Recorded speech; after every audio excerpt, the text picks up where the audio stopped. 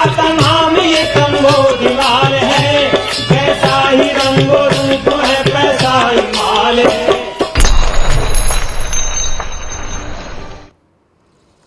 नमस्कार, मैं हूं शुभम शंकरधर। आप देख रहे हैं मनी 9। समय हो गया है आपके favourite prime time show money central का। मेरे साथ स्टूडियो में मनी 9 के एडिटर अंशुमान तिवारी जी जुड़ गए हैं। सर, बहुत स्वागत है आपका। अंशुमान जी से चर्चा शुरू करूं उससे पहले आपको बताता हूं आज कौन सी खबरें मनी सेंट्रल का हिस्सा हैं। आज शुरुआत होगी आपकी जमा पर बढ़ने वाले ब्याज से। कितने लंबे चलेंगे जमा पर ब्याज के अच्छे दिन? क्यों तेजी से घट रहे क्रेडिट कार्ड यूजर्स? क्यों नहीं बिक रही छोटी कारें?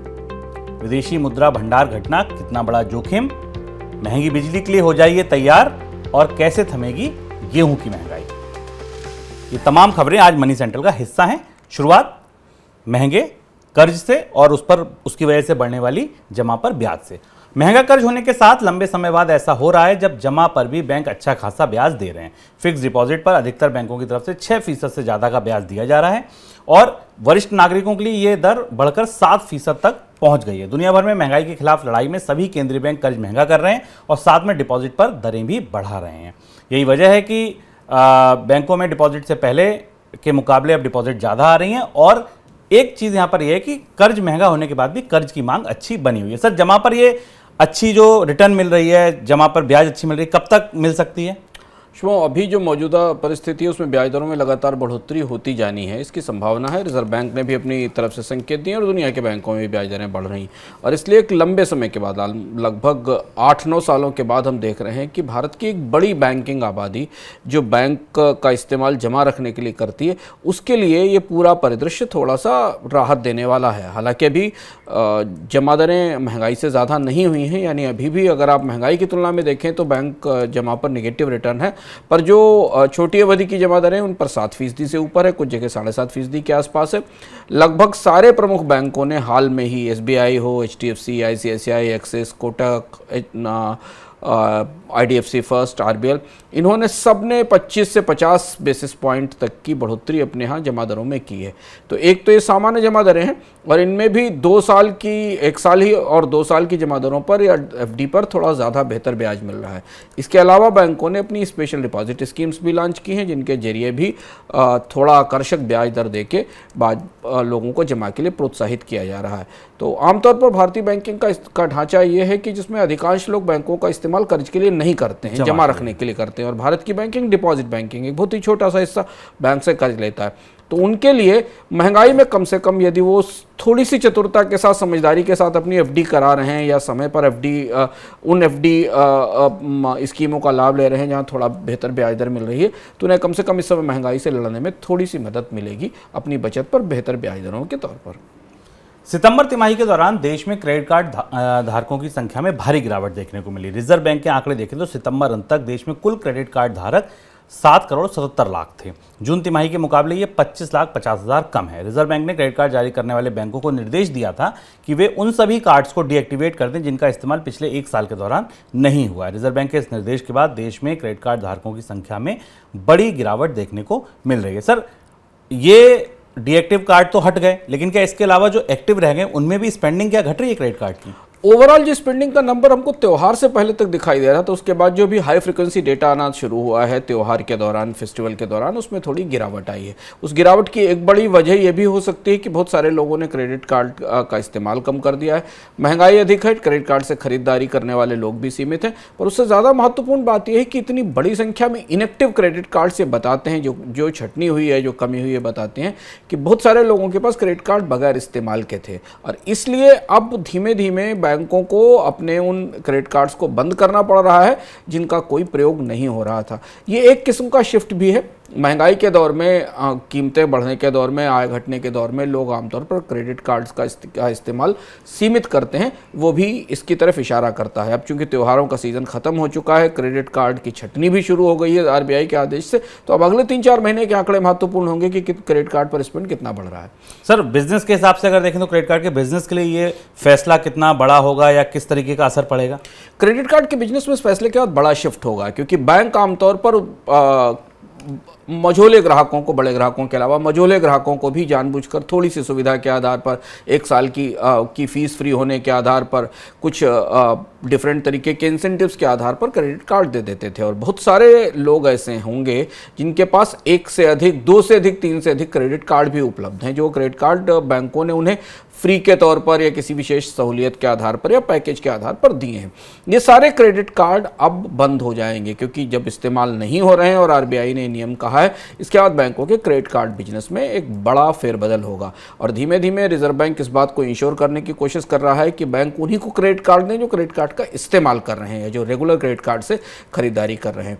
दूसरी एक और बड़ा शिफ्ट जो आ रहा है वो ये कि डेबिट कार्ड पर भी उसका असर पड़ा है। जितनी तेजी से लोगों ने यूपीआई का, मोबाइल वॉलेट का इस्तेमाल शुरू किया है, उसने भी लोगों को अब आमतौर पर क्रेडिट के बजाय अपने डेबिट के इस्तेमाल के लिए प्रेरित किया है। और महंगाई के दौर में खर्च के तौर तरीके बदलते हैं, तो शायद आने वाले समय में हमें बैंकों के क्रेडिट कार्ड बिजनेस में गिरावट दिखाई देगी। उनके क्रेडिट कार्ड बिजनेस में अब कमी आना शुरू होगी। और क्रेडिट कार्ड बिजनेस में गिरावट का मतलब यह है कि क्रेडिट कार्ड जो है वो कंज्यूमर क्रेडिट यूनिवर्स का हिस्सा होता है, जो उपभोक्ताओं को दिया जाने वाला क्रेडिट होता है उसका हिस्सा होता है। तो आने वाले समय में हम देखेंगे इन आंकड़ों को करीब से कि क्या वास्तव में कंज्यूमर क्रेडिट की डिमांड में, कंज्यूमर क्रेडिट की खपत में कमी आई है। देश में सबसे ज्यादा कार बनाने वाली कंपनी मारुति सुजुकी के चेयरमैन आरसी भार्गव ने कहा है कि लोगों की कार खरीदने की क्षमता घटने की वजह से छोटी कारों की बिक्री में गिरावट देखी जा रही है और इस वजह से अगले साल भी छोटी कारों की बिक्री में गिरावट देखने को मिल सकती है। कोरोना महामारी के बाद गांव और छोटे शहरों में आर्थिक रिकवरी धीमी पड़ी है, जिस वजह से इन क्षेत्रों में लोगों की कमाई घटी। यही वजह है कि छोटी कारों की बिक्री में कमी देखी जा रही है। आरसी भार्गव ने कहा है कि के शेप रिकवरी की वजह से महंगी गाड़ियों की बिक्री तो हो रही है, लेकिन एंट्री लेवल कार्स की सेल्स जो हैं वो कम है। सर, क्या मतलब है इस बयान का? यह बयान भारत की ऑटोमोबाइल इंडस्ट्री की दृष्टि से मेरे हिसाब से सबसे चुनौतीपूर्ण और फिक्र करने वाली खबर होनी चाहिए। देश में छोटी कार बनाने वाली सबसे बड़ी कंपनी के प्रमुख ये कह रहे हैं, त्योहारी मौसम के बाद ये कह रहे हैं कि भारत में छोटी कारों की मांग खत्म होती जा रही। छोटी कारों का मांग खत्म होने का मतलब भारत के बाजार में उन सारे एस्पायरेंट्स या बाजार में आने वाले कार ग्राहकों का पीछे छूट जाना है, जिनके बारे में भार्गव का कहना है कि उनकी कार खरीदने की क्षमता खत्म हो चुकी है। और ये बड़ा शिफ्ट है बाजार में। अगर आप गौर से आंकड़े करीब से देखें तो 2019 के आंकड़े हमारे पास हैं, जिसमें कि मारुति की Alto, Swift, Celerio, desire, Hyundai की i10, i20 और छोटी कारें मिलाकर लगभग शुभम भारत में 60% कारें इसी रेंज की थी जो बाजार में बिकती थी। यानी 40% का बाजार उन लोगों का बाजार था जो 10 लाख 15 लाख रुपए से ऊपर की गाड़ियां खरीदते थे। बाकी 7 लाख रुपए से लेकर नीचे 5 लाख रुपए से कम तक की गाड़ियों का बाजार था। भारत इसी का बाजार था, इन्हीं छोटी कारों का बाजार था। इसी छोटी कारों के बाजार के कारण भारत में बड़ा निवेश हुआ था। और अब यह शिफ्ट बता रहा है कि देश की एक बड़ी आबादी शायद कार खरीदने की आर्थिक स्थिति नहीं रखती और इसलिए कंपनियों को अपनी पूरी उत्पादन पद्धति में, अपने ढांचे में बदलाव करना पड़ रहा है। इसके साथ जिस हम के शेप रिकवरी की बात करते हैं, तकनीकी तौर पर ऐसी रिकवरी जिसमें अमीर और अमीर होते हैं और जो गरीब होते हैं वो और गरीब होते जाते हैं, ये उसके और गहराने का सबूत है। क्योंकि इसका एक असर हमने बाइक के बाजार में भी देखा है, जहां 100 से 125 सीसी की बाइक्स की बिक्री में लगातार गिरावट आई है। इस घटनाक्रम ने, इस बदलाव ने, और ये बदलाव चल रहा है 2018 के बाद से छोटी कारों की बिक्री में तेज गिरावट दिख रही है। ये तीसरा वित्त वर्ष होगा जब छोटी कारें नहीं बिक रही। इस बाजार ने भारत के ऑटोमोबाइल सेक्टर की पूरी नींव को हिला दिया। अब यहाँ से हमें कुछ बड़े शिफ्ट देखने को मिलेंगे। सर, छोटी कारें ना बिकने का एक कारण बताया आपने, के शेप रिकवरी। क्या एक इकलौता कारण यही है और वजह भी है? दूसरी बड़ी वजह कीमतें बढ़ना है, क्योंकि पिछले 3 साल में भारत के ऑटोमोबाइल स्पेस में काफ़ी बड़े बदलाव हुए। सरकार ने अब प्रदूषण के मानक बदलने शुरू किए। इसके अलावा कच्चे माल की कीमतें बहुत तेज़ी से बढ़ी। रुपए की कमजोरी के कारण बड़ा असर ऑटोमोबाइल सेक्टर पर पड़ा। भारत में छोटी कारों की, अब ऑटोमोबाइल की आमतौर पर मेंटेनेंस कॉस्ट, ऑपरेशल कॉस्ट बहुत ज़्यादा हो गई। उसके अलावा जीएसटी और तमाम तरीके के टैक्सेशन सर्विस पर आए। पेट्रोल डीजल की कीमतों में बढ़ोतरी ने सबसे ज़्यादा उसी ग्रुप को प्रभावित किया जो छोटी कारें सिर्फ इसलिए खरीदता था कि उसके पास एक कार भी होती थी और उस पर अच्छा माइलेज भी होता था, इसलिए वो खरीदता था। ये भी बड़ा शिफ्ट था जिसे सरकारों ने रेगुलेटर्स ने ध्यान से नहीं देखा और भारत में छोटी कारें दरअसल लोगों की पहुंच से बाहर हो गई। अगर इनकम ना भी गिरी होती तभी उनकी कीमतें, अगर आप 3 साल के अंदर बढ़ी हुई कीमतें देखिए छोटी कारों की, तो वो अनअफोर्डेबल कार हो गई। यानी जो देश लाख, 1.5 लाख, 2 लाख रुपए की कार बनाकर कार नेशन बना रहा था कि भारत छोटी कारों का देश होगा, वहां आप छोटी कारें भी आम लोगों की क्षमताओं से बाहर हो गई। कंपनियों ने इस मामले में बहुत ज़्यादा कॉस्ट अपनी बैलेंस शीट्स पर नहीं ली। उन्होंने जहाँ जहाँ से लागत बढ़नी शुरू की, अगर सरकार ने प्रदूषण के नाम बढ़ाए और सिक्योरिटी के नाम बढ़ाए, एयरबैग लगाए तो वो सारी कॉस्ट कंपनियों ने जोड़ कर आगे पास ऑन करनी शुरू कर दी। और उसका नतीजा ये हुआ कि भारत का सबसे प्रॉमिसिंग, सबसे संभावना में जो ऑटोमोबाइल क्रांति थी वो सिकुड़ गई और अब वो केवल और केवल एसयूवी 15 लाख रुपए से ऊपर की, 10 लाख रुपए से ऊपर की कारों की तरफ सिमटती जा रही। और ये पूरे बाजार का 30% है, केवल भारत के बाजार का आमतौर पर 30% है। तो इतना बड़ा ऑटोमोबाइल इंडस्ट्री सिर्फ इतने छोटे स्पेस के लिए कैसे सर्वाइव करेगा, ये सवाल का जवाब बहुत जल्दी हमारे सामने आकर ये सवाल खड़ा होगा भारत के ऑटोमोबाइल इंडस्ट्री के सामने।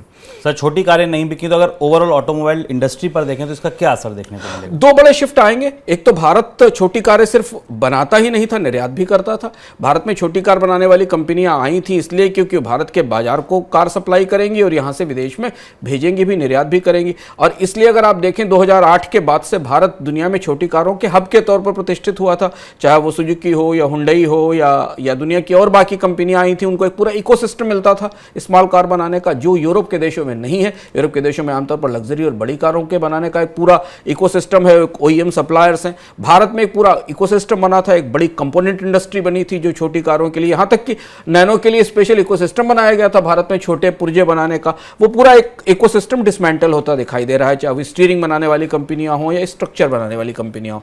तो अब चूंकि भारत से ऑटोमोबाइल निर्यात, जो किसी जमाने में भारत प्रमुख ऑटोमोबाइल निर्यातकों में था, वो तेजी से गिरा है। उसकी वजह अगर आप आंकड़ों में भी देखें पिछले 5-6 साल में, तो ऑटोमोबाइल के निर्यात भारत से कम हुए, क्योंकि भारत अब जिन कारों का निर्यात दुनिया में करता था वो बना नहीं रहा है, क्योंकि भारत के बाजार में ही नहीं बिक रही। और जो कारों का निर्यात भारत दुनिया की तकनीक से आयात करता था, वो कंपनियां दुनिया के बाजारों में भी वैसी लग्जरी गाड़ियां बेच रहे हैं। तो एक तो ये बड़ा शिफ्ट है। दूसरा शिफ्ट भारत के ट्रांसपोर्ट सेक्टर में आएगा।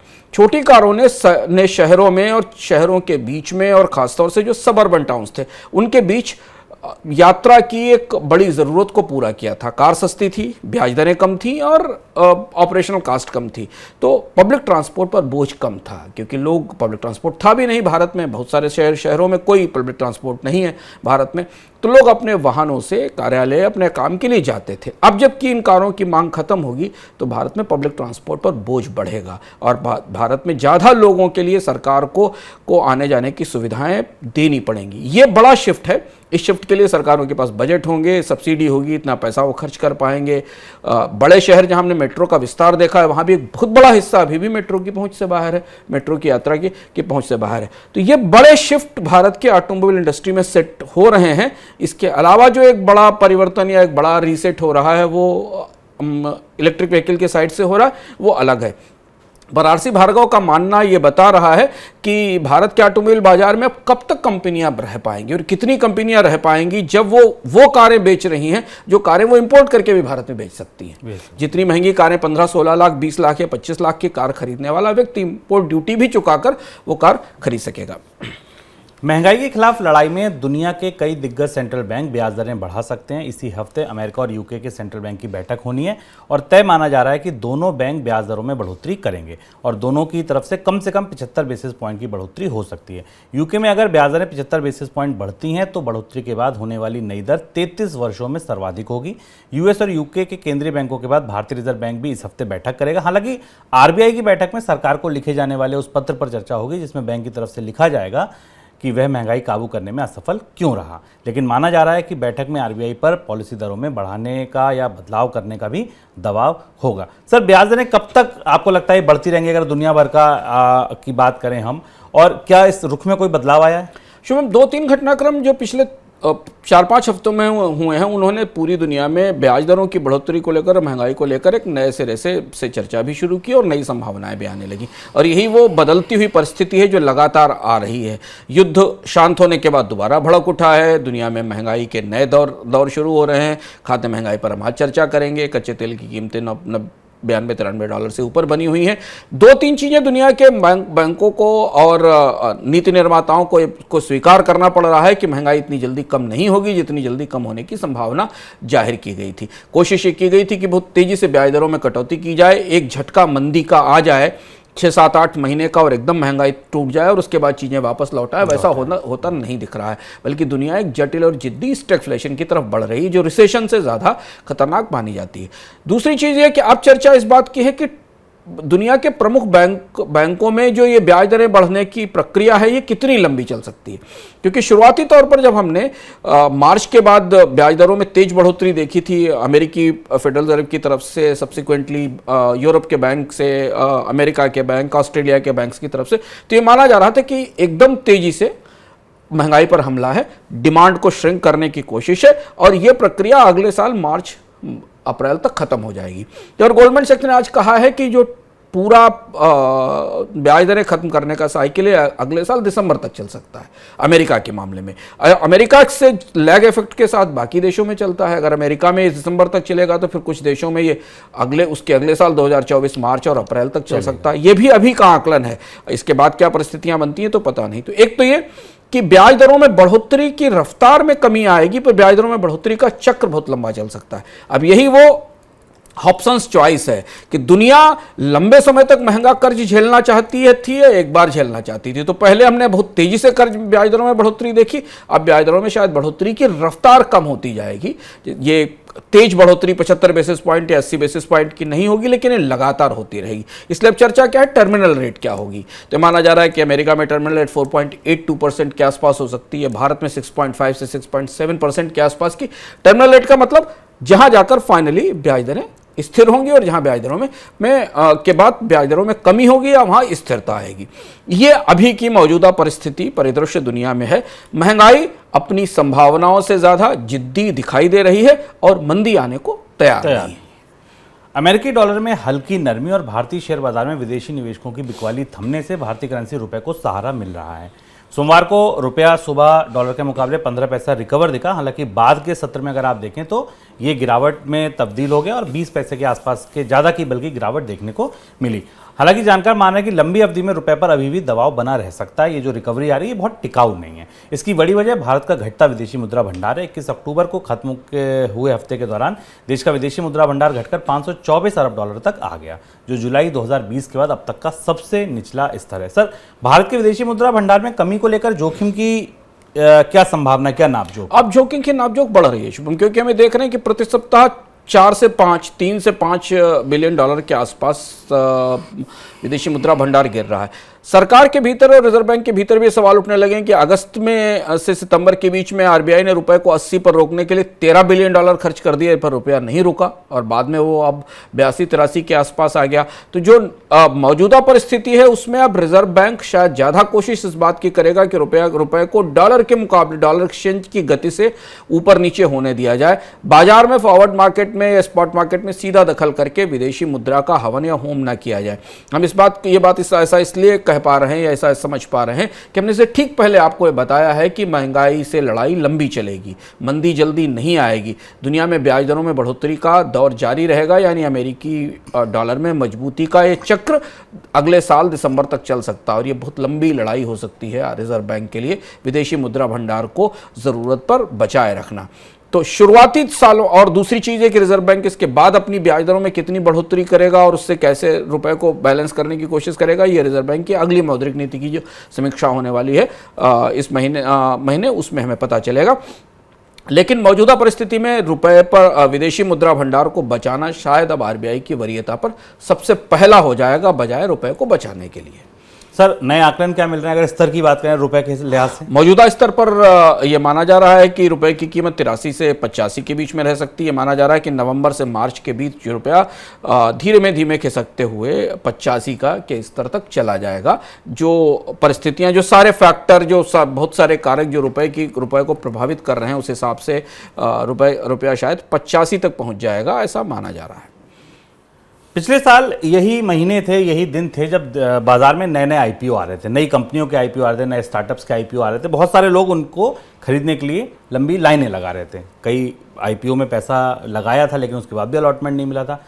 उनका अब क्या हाल है? ज़्यादातर आईपीओ अपने इशू प्राइस से काफ़ी नीचे हैं और ये गिरावट आने वाले महीने में, यानी कि इस महीने में नवंबर में और ज़्यादा बढ़ सकती है। क्यों, बता रही है आपको मनी 9 की स्पेशल रिपोर्ट।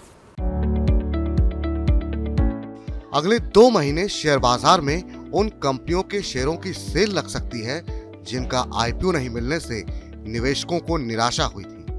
पिछले साल नवंबर और दिसंबर में लिस्ट हुई कंपनियों की प्री आईपीओ लॉक इन अवधि समाप्त हो रही है और उन कंपनियों के शेयर का हाल देखकर लग रहा है कि वे निवेशक अपने हिस्से के शेयर निकाल सकते हैं जो 1 साल के लॉक इन की वजह से बंधे हुए थे, क्योंकि पिछले साल लिस्ट हुई कई कंपनियों के शेयर का भाव इशू प्राइस से बहुत नीचे है और तुलना अगर रिकॉर्ड ऊंचाई से की जाए तो शेयर का भाव आधा भी नहीं है। नवंबर में जिन 5 कंपनियों का लॉक इन खत्म हो रहा है उनका हाल देख लीजिए। नाइका के शेयर का भाव रिकॉर्ड ऊंचाई से 61% नीचे है और इशू प्राइस से 12% कम। कुछ ऐसा ही हाल डिलीवरी और पीवी फिनटेक का भी है। फिनो पेमेंट बैंक का इशू प्राइस और रिकॉर्ड ऊंचाई लगभग एक जैसी ही है और मौजूदा भाव वहां से बहुत कम है। रही बात पेटीएम की तो उसके शेयर का भाव तो कभी इशू प्राइस से ऊपर गया ही नहीं। हालांकि ऐसा नहीं है कि पिछले साल नवंबर में लिस्ट हुई सभी कंपनियों के शेयर इशू प्राइस से नीचे हैं। कई कंपनियां ऐसी हैं जो अपने आईपीओ निवेशकों को अब भी अच्छा रिटर्न दे रही हैं, लेकिन रिकॉर्ड ऊंचाई से उनके भाव भी काफी नीचे हैं। ऐसी कंपनियों में Sapphire Foods, Rainbow Children's, Paradeep Phosphates, Campus Activewear और टार्सन प्रोडक्ट्स और गो फैशन के नाम हैं और अधिकतर स्टार्टअप्स की लिस्टिंग के बाद हुई पिटाई से निवेशकों का भरोसा टूटा है। ऐसे में आशंका है कि लॉक इन अवधि खत्म होने पर ऐसी कंपनियों के शेयर में भी बिकवाली दिख सकती है जिनका प्रदर्शन लिस्टिंग के बाद ठीक ठाक रहा है। रिपोर्ट्स की माने तो पिछले साल नवंबर और दिसंबर में लिस्ट हुई कंपनियों के लगभग 25,000 करोड़ रुपए के शेयर लॉक इन अवधि की वजह से बाजार में नहीं आए हैं और लॉक इन खत्म होने के बाद अगले 2 महीने में 8 से 12,000 करोड़ के शेयर बाजार में बिकने के लिए पहुंच सकते हैं। पिछले साल जब ये सभी कंपनियां आईपीओ लेकर आई थी तो इनके बारे में कीर्ति गाथाएं सुनाई गई थी, लेकिन अब बाजार के जानकार इनमें अधिकतर से दूर रहने की सलाह दे रहे हैं। मंत्री फिनमार्ट के फाउंडर अरुण मंत्री का कहना है कि जो लोग इन कंपनियों में नया निवेश करना चाहते हैं उन्हें बचना चाहिए, क्योंकि बाजार में इनसे अच्छी वैल्यूएशन पर मजबूत फंडामेंटल वाले शेयर मौजूद हैं। मनी 9 की सलाह है कि ऐसी किसी भी कंपनी में निवेश से पहले अपने वित्तीय सलाहकार की राय जरूर लें। मनी 9 के लिए संदीप ग्रोवर। अब हर साल बिजली के बिल के लिए ज़्यादा पैसे चुकाने के लिए आप अपनी कमर कस लीजिए। क्यों? क्योंकि बिजली वितरण कंपनियां यानी डिस्कॉम की हालत इतनी खराब हो चुकी है कि इन्हें बंद होने तक की नौबत आ सकती है।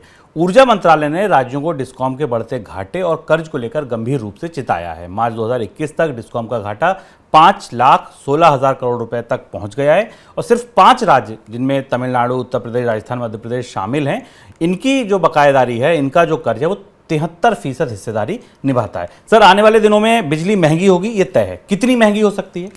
अब जो मौजूदा परिस्थिति हमारे सामने आ रही है, ये भी रिपोर्ट कार्ड भारत के ऊर्जा क्षेत्र के लिए बेहद चुनौतीपूर्ण और बहुत चिंताजनक। और बिजली मंत्रालय ने बगैर कोई हिचक के बड़े स्पष्ट रूप से कहा है, और मुझे लगता है पहली बार शुभम ऐसा होगा जब भारत के बिजली मंत्रालय ने कहा है कि बिजली दरें बढ़ाने के बाद भी डिस्कॉम्स को डिफॉल्ट होने से कोई नहीं रोक सकता। वो कहाँ डिफॉल्ट होने वाले, इस पर हम समझने की कोशिश करेंगे। बिजली दरों में बढ़ोतरी होगी और पीरियाडिक होगी, इस बात का संकेत इस सूचना में मिलता है। बढ़ोतरी कौन सा राज्य कितनी करेगा अलग अलग बात है, लेकिन भारत में बिजली निरंतर महंगी होती जाएगी, उसके अलावा कोई विकल्प नहीं है फिलहाल स्थितियों को और ज्यादा बिगड़ने से बचाने के लिए। अब यहां पर बड़ी दुविधा है, क्योंकि भारत चुनावों का देश है। सरकारें यहां कितनी बिजली दरें बढ़ाएंगी और उसका असर डिस्कॉम पर क्या होगा, यह अलग देखने की बात है। लेकिन एक बड़ा साइकिल बिजली दरों में बढ़ोतरी का शुरू होने वाला है और वो लोगों की जेब को काफ़ी पिंच भी करेगा। बढ़ोतरी 1 रुपए से लेकर 2 रुपए तक और 3 रुपए यूनिट तक भी जा सकती है। सर चलिए, बिजली की दरें तो बढ़ेंगी, महंगी होगी, लेकिन इसके बाद भी कह रहे हैं कि उभरने की गुंजाइश नहीं है। ऐसा क्यों? उभरने की गुंजाइश इसलिए नहीं है क्योंकि जो डिस्कॉम्स हैं, जो बिजली वितरण कंपनियां हैं, उनके नुकसान और फायदों को नापने का जो फार्मूला है, जिसमें कि average revenue, average cost of supply और एवरेज रेवेन्यू रियलाइज्ड, ये दो फार्मूले होते हैं। यानी बिजली वितरण कंपनियां जो बिजली पीछे से खरीद कर पहुंचा रही हैं आगे, उसकी कीमत कितनी और उस पर आने वाला रियलाइजेशन कितना है, रेवेन्यू कितना, और इसमें बड़ा अंतर है। और इसलिए अब देश के अधिकांश डिस्कॉम, 5,61,000 करोड़ रुपए का जो डेट है, इसमें अधिकांश डिस्कॉम डेट ट्रैप में है, यानी कर्ज के जाल में फंस चुके हैं करीब। और ये तब है जबकि पिछले 15 साल में कई बार इन्हें कर्ज के जाल से उबारने की परिस्थिति आज कोशिश की जा चुकी है। अब पूरा का पूरा जो सप्लाई सिस्टम है, जो पूरा का पूरा फाइनेंशियल चेन है इन कंपनियों की, उनके का एसीआर गैप जो है वो पर किलोवाट इस साल रिकॉर्ड लेवल पर है। 2015-16 में 73 पैसे का फर्क था, अब इस बार 95 पैसे का फर्क है। यानी पर किलोवाट आवर पर 95 पैसे का नुकसान बिजली घरों को, डिस्कॉम कंपनियों को, बिजली खरीदी गई बिजली और बेची गई बिजली में हो रहा है। और इसकी वजह है कि इनकी बारोइंग 5,86,000 करोड़ के आसपास है। एक सरप्राइजिंग बात यह है कि जो ट्रांसमिशन लॉसेस हैं कम बिजली घरों के, वो इस साल बुरी तरह बढ़े हैं, जबकि बिजली की मांग 2 साल कम थी, 22% के आसपास ट्रांसमिशन लॉसेस दिखाई दे रहे हैं। बिलिंग एफिशिएंसी गिर गई है, यानी जिनको बिजली बेच रहे हैं उन्हें बिजली उनसे बिलिंग नहीं कर पा रहे हैं, 84% गिरी है। और कलेक्शन इफिशिएंसी में कोई बड़ी बढ़ोतरी नहीं हुई है। तो पूरा का पूरा हिस्सा, पूरा का पूरा डिस्कॉम का जो बैलेंस शीट है पूरा, वो अजीब तरीके से खतरे में दिखाई दे रहा है। सारे पैरामीटर, अगर आप डिस्कॉम कोई व्यक्ति होता तो शायद उसकी पूरी की पूरी रिपोर्ट कार्ड खतरे की तरफ दिखाई दे रही है। और इसीलिए शायद बिजली मंत्रालय को कहने लगा है कि मतलब इतनी बारिश हो चुकी है रात इस दीवार पर, कल सुबह जो धूप निकली तो भी ये गिर जाएगी। सर, आपने बोला कि हम टैरिफ बढ़ा भी देंगे, उसके बाद भी ये डूब जाएंगे, ऐसी गुंजाइश है। अभी टैरिफ सब्सिडी की क्या स्थिति, क्योंकि हर चुनाव में फ्री बिजली बड़ा मुद्दा बनने लगी है। टैरिफ सब्सिडी एक बड़ी चुनौती, और हम लगातार इस बात पर चर्चा कर रहे हैं।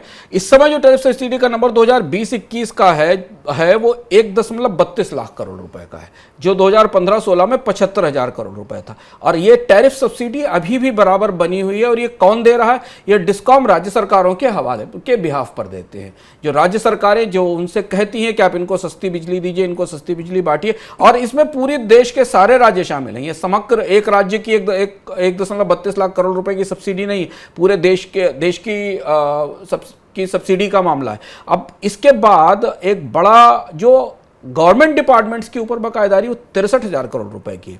ये पावर मिनिस्ट्री का डेटा बताता है। यानी अपनी ही बिजली घर अपनी ही सरकारों से पैसे नहीं वसूल कर पा रहे हैं। 63,000 करोड़ की बकायदारी है। अब जैसे ही सरकारें चुनाव से बाहर निकलेंगी, उन्हें ये देखना पड़ेगा कि ये सब चलेगा कैसे, क्योंकि अब केंद्र सरकार और केंद्र सरकार एक सीमा से अधिक इन्हें बेल आउट भी नहीं दे सकती। कितने बड़े बेल आउट, हमने 2 bail out back to back पिछले 5 साल में देखे। एक उदय योजना देखी और उसके बाद फिर एक बड़ा बेल आउट कोविड के दौरान आत्मनिर्भर पैकेज के तहत दिया गया था। फिर डिस्कॉम करेंगे क्या सर आगे, रास्ते क्या है? डिस्कॉम के डेट बिल राइट ऑफ करने की नौबत आएगी। अब यहाँ दिक्कत क्या है, डिस्कॉम पर 2 तरीके की बकायदारियाँ। एक बकायदारियाँ उनकी जो हैं, जो उन्हें बिजली घरों को वापस करना है। जो पैसा उन्होंने बिजली खरीदी उसे तो वापस करना ही होगा, या तो केंद्र सरकार को उनको जो राज्य सरकारों को केंद्र की तरफ से दी जाने वाली सहायता है उसमें से कटौती की जाएगी और पैसा बिजली घरों को देना पड़ेगा। दूसरा बड़ा हिस्सा जो उन्होंने बैंकों से बाकी जगह से कर्ज ले रखा है उसे शायद पोस्टपोन करना पड़े या उसे आगे ले जाना पड़े। और तीसरी बड़ी चीज ये है कि सब्सिडी में बड़ी कटौती करनी पड़ेगी। और सब्सिडी में कटौती का मतलब है ब्याज बिजली की दरों में बढ़ोतरी। लेकिन ये पूरा एक किस्म का नए किस्म का संकट मोचन प्लान बिजली सेक्टर को अब चाहिए होगा, क्योंकि इस परिस्थिति में बिजली घर ऐसे नहीं है कि जिनके एनपीएस हैं और जिन्हें आप माफ कर सके। बिजली घरों के ऊपर बकायदारी बिजली उत्पादन कंपनियों की है, बिजली उत्पादन कंपनियों पर बकायदारी कोयला सप्लायर्स की है। तो ये पूरी चेन है। और इस पूरी चेन में जो सबसे आखिरी लेवल पर आती है सरकार, वो ना तो सब्सिडी का पैसा वापस कर पाती है डिस्कॉम्स को और ना अपने डिपार्टमेंट्स के पैसे वसूल करके दे पाती। और यह समस्या चिरंतन है। भारत के बिजली घरों की समस्या पिछले 2 दशक होने आ रहे हैं लगभग, लेकिन हमने इसमें कोई बड़ा सुधार या बड़ा गुणात्मक बदलाव नहीं देखा। गेहूं की महंगाई आने वाले दिनों में और भड़क सकती है। ब्लैक सी के रास्ते यूक्रेन के अनाज को वैश्विक बाजार में सप्लाई करने वाली डील से रूस पीछे हट गया है, जिस वजह से वैश्विक बाजार में गेहूं की सप्लाई घटने की आशंका बढ़ गई। और इसी आशंका की वजह से ग्लोबल मार्केट में गेहूं की कीमतें 5 से 6% तक उछल गई हैं। यूरोपियन यूनियन ने रूस से आग्रह किया है कि वह यूक्रेन के अनाज को वैश्विक बाजार में सप्लाई होने दे और जिस डील से वो बाहर निकला इस पर पुनर्विचार करे। सर, रूस इस डील से आखिर बाहर क्यों निकला? रूस का मानना यह है कि यूक्रेन और ब्रिटेन यूक्रेन के साथ मिलकर रूस पर जवाबी हमला कर रहे हैं। ब्रिटेन और पश्चिम के देश यूक्रेन की मदद कर रहे हैं और इस वजह से रूस को इस डील से वापस लेना होगा। हमने मनी सेंट्रल के दर्शकों को याद दिला दें कि हमने इस पर विस्तार से एक बार चर्चा की थी और हमने कहा था कि अगर ये डील टूटी तो इसका बड़ा असर दुनिया में अनाज की कीमतों पर दिखेगा और 2 हफ्ते के भीतर हमें ये सामने दिखाई दिया कि डील से रूस बाहर निकल रहा है और दुनिया के बाजार में अनाज की कीमतें 5% बढ़ चुकी हैं। ये डील संयुक्त राष्ट्र संघ ने कराई थी। युद्ध के बीचों बीच ये समझौता सिर्फ इसलिए किया गया था कि ब्लैक सी के जो पोर्ट हैं वहाँ से रूस और यूक्रेन का गेहूँ और कॉर्न और बाकी चीज़ें निकल कर अफ्रीका के देशों में और अरब के देशों को मिल सके ताकि वहाँ भुखमरी की समस्या ना आए। करीब करीब 9 मिलियन टन के आसपास ग्रेन का एक्सपोर्ट भी हुआ था इस डील के तहत। और आपको याद होगा कि मार्च अप्रैल में जब दुनिया में गेहूं की कीमतें तेजी से बढ़ी थी, फिर समझौते के बाद गेहूं की कीमतों में हमने गिरावट देखी थी। ये 9 मिलियन टन के आसपास गेहूं की आपूर्ति हुई थी। अब ये ग्रेन डील फिर से खत्म हो रही है और इसका असर हमें दुनिया के बाजारों पर दिखाई दे रहा है। सर, क्या असर पड़ेगा अगर दुनिया के बाजारों की बात करें? शुभम, सबसे बड़ा असर जो संयुक्त राष्ट्र संघ ने अपनी रिपोर्ट में भी हाल में कहा है, अंकटाड ने अपनी रिपोर्ट में कहा है, जिस पर हम विस्तार से चर्चा कर चुके हैं युद्ध के असर के बारे में कार्यक्रम में विश्व बैंक और IMF ने सरकारों को एक कहा है कि वैसे भी अगर ये ग्रेन डील बनी भी रहती, अनाज की सप्लाई बनी भी रहती, तब भी दुनिया पिछले कई दशकों के सबसे बड़े खाद्य संकट की तरफ बढ़ रही है। ये बात IMF, अंकटाड और वर्ल्ड बैंक ने अपनी रिपोर्ट में कहा है, क्योंकि रूस और यूक्रेन दुनिया को करीब 25% गेहूं और 24% के आसपास कॉर्न की आपूर्ति करते हैं। इससे पहले तक जबकि ये डील हुई थी तब तक भी दुनिया में जो FAO का खाद्य सूचकांक है, फूड ऑर्गेनाइजेशन का खाद्य सूचकांक है, वो रिकॉर्ड ऊंचाई पर था। फर्टिलाइजर्स की प्राइसेस 2020 की तुलना में डबल कीमत पर है, दोगुनी कीमत पर है। माल ले जाने वाले जो शिपिंग्स के किराए हैं वो 3 गुने से ज़्यादा बढ़ चुके हैं।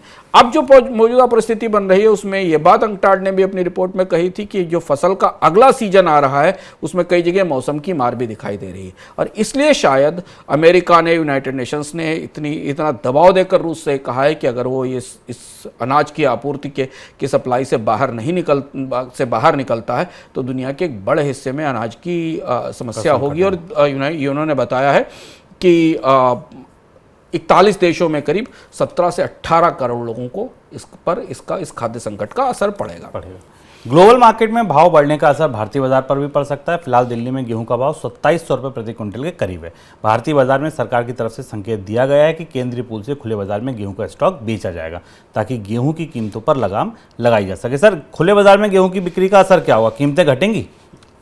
FCI को अंततः मजबूर होना पड़ा। इस पूरे साल हमने देखा कि FCI ने भारत का जो मुख्य फूड स्टॉक्स मैनेजर कंपनी है उसने भारत के बाजार में खुला में अनाज नहीं बेचा, गेहूं नहीं बेचा और जो मिलर्स को फूड प्रोडक्ट बनाने के लिए गेहूं बनता था उन्हें बाजार से खरीदना पड़ा। अब यहाँ बड़ी दुविधा की स्थिति, गेहूं की कीमतें 2600-2700 के आसपास हैं।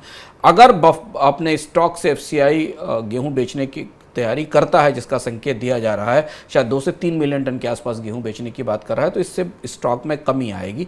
बाजार में इसका तात्कालिक तौर पर तो असर दिखाई देगा, लेकिन लंबे समय पर जो मांग और आपूर्ति का संतुलन गेहूं के बाजार में बिगड़ा हुआ है वो शायद कैसे सही होगा। और एक और दूसरी बड़ी चीज़ ये कि FCI के बफर स्टॉक में गिरावट वैसे भी बाजार में सेंटिमेंट अच्छा नहीं रखती, क्योंकि जब सरकार के भंडारों में काफ़ी गेहूं होता तो बाजार में भी कीमतें दबी हुई रहती। और तीसरी और महत्वपूर्ण बात जिस पर हम बार बार संकेतों में कहते हैं कि जब FCI के स्टॉक से ओपन मार्केट में सेल की जाएगी तो उस मुफ्त अनाज स्कीम को गेहूं कैसे दिया जाएगा, जिसे भी हाल में ही चुनाव के दौरान 3 महीने के लिए बढ़ाया गया है। अमेरिका और यूरोप के देश रूसी कच्चे तेल के भाव पर कैपिंग लगाने की योजना को अंतिम रूप देने में लगे हुए हैं। इस बीच विश्व बैंक की तरफ से कहा गया है कि तेल के भाव पर कैपिंग की योजना तभी सफल होगी जब उभरती हुई अर्थव्यवस्थाएं भी इसमें सक्रिय तौर पर भाग लेंगी। उधर खबर यह भी है कि तेल का भाव कैपिंग का कोई स्तर अभी तक तय नहीं हुआ है, लेकिन सूत्र के हवाले से ये बताया गया है कि 63-64 डॉलर प्रति बैरल के करीब कैपिंग लगाई जा सकती है। सर, रूस ने जो अनाज की डील से पीछे हटा है, क्या आपको लगता है एक दाव था, एक हथियार था कि जिससे कि ये कैपिंग को पीछे धकेला जा सके? हाँ, एक कोशिश ये भी लगती है, क्योंकि रूस ने अनाज की डील से बाहर निकलकर यूरोपियन यूनियन पर, दुनिया के देशों पर दबाव बनाने की कोशिश की है कि वो उसके तेल पर की जो अधिकतम सीमा तय कर रहे हैं बाजार में बिक्री की, उसको ना लागू किया जाए, क्योंकि उसके और वो वैसा लागू होने के बाद रूस के कच्चे तेल की कीमत कम से कम बाजार मूल्य से $30 के आसपास तो नीचे आ ही जाएगी और इतना नुकसान रूस की तेल उद्योग को उठाना पड़ेगा। यहाँ एक चीज़ और ध्यान रखना जरूरी कि रूस के तेल की मांग दुनिया में लगातार पिछले 1 साल में गिरी है। बहुत सारे देशों ने रूस से तेल का आयात बंद कर दिया है, यूरोप को जाने वाला रूस का तेल बंद हो गया है, बाजार में जो सप्लाई रूस की बाहर निकली थी उसकी जगह बाकी दुनिया के देशों की आपूर्ति आना शुरू हो गई है। तो रूस के लिए आखिरी लड़ाई है अपने यहाँ विदेशी मुद्रा की आपूर्ति को बढ़ाने के लिए। तो इसलिए भी रूस अपने अनाज के जरिए, हमने एक दौर रूस की तरफ से एनर्जी वार का देखा था, अब हम दूसरी तरफ से फूड वार की तरफ देख रहे हैं, जहां पुतिन इस बात की कोशिश करेंगे कि अपने अनाज के सहारे और दुनिया में भूखमरी के खतरे के सहारे वो इस बात पर दबाव बनाएं कि उन्हें उनके ऊपर इसका प्रतिबंध न लगाया जाए। लेकिन इसके साथ ही इस बात की चर्चाएं भी हैं कि रूस दुनिया के बाज़ारों में तेल की आपूर्ति भी कर रहा है और एशिया के कई सारे एजेंट्स को कच्चे तेल की आपूर्ति भी की गई है। ऐसी खबरें हैं कि सिंगापुर में और एशिया के कई सारे बंदरगाहों पर रूस के हाई सल्फर ग्रेड वाला जो क्रूड है उसके टैंकर सिंगापुर मलेशिया में खड़े हुए हैं, जो चूँकि यूरोप अब नहीं खरीद रहा है रूस का तेल, अरब के देश भी नहीं खरीद रहे हैं, तो एशिया के बाजार में इस कैपिंग से पहले तेल की आपूर्ति भी बढ़ाने की कोशिश की जा रही है। सर, तो ये जो एशिया के डीलर्स के साथ बड़ी मात्रा में पहले से परचेज एग्रीमेंट किए गए हैं, आपको लगता है कि अगर कैपिंग लगेगी तभी इनको कॉन्ट्रैक्ट को पूरा करने दिया जाए? हाँ, क्योंकि ये एक तरीके से सोल्ड ऑयल है जो रूस की तेल कंपनियों ने डीलर्स को बेच दिया है। और आमतौर पर दुनिया में तेल की बिक्री या तो 2 देशों के बीच समझौते के जरिए होती है, ऑयल डीलर्स के जरिए होती है। तो ये माना जा रहा है कि जैसे अक्टूबर 24 का जो आंकड़ा हमारे पास है उस हिसाब से रशियन HSFO जो होता है हाई सल्फर फ्यूल ऑयल, उसके आंकड़े बता रहे हैं कि करीब 1.1 मिलियन टन के टैंकर्स एशिया के अलग अलग बंदरगाहों पर खड़े हैं। ये वोल्टेक्सा ब्लूमबर्ग का आंकड़ा है और ये टैंकर शायद इस अंदाज से खड़े हुए हैं कि जब भी कैपिंग आएगी उससे पहले बाजार में रशिया का तेल उपलब्ध रहेगा। ये दूसरी पेशबंदी है जो तेल बाजार पर में चल रही है। तो ये था हमारा आज का मनी सेंट्रल। पूरी उम्मीद है आपको पसंद आया होगा। सर, बहुत शुक्रिया आपका जुड़ने के लिए, तमाम खबरों के विश्लेषण के लिए। आप लोगों का भी शुक्रिया। कल फिर आऊँगा मनी सेंट्रल लेके अंशुमान जी के साथ, तब तक के लिए दीजिए इजाज़त। नमस्कार।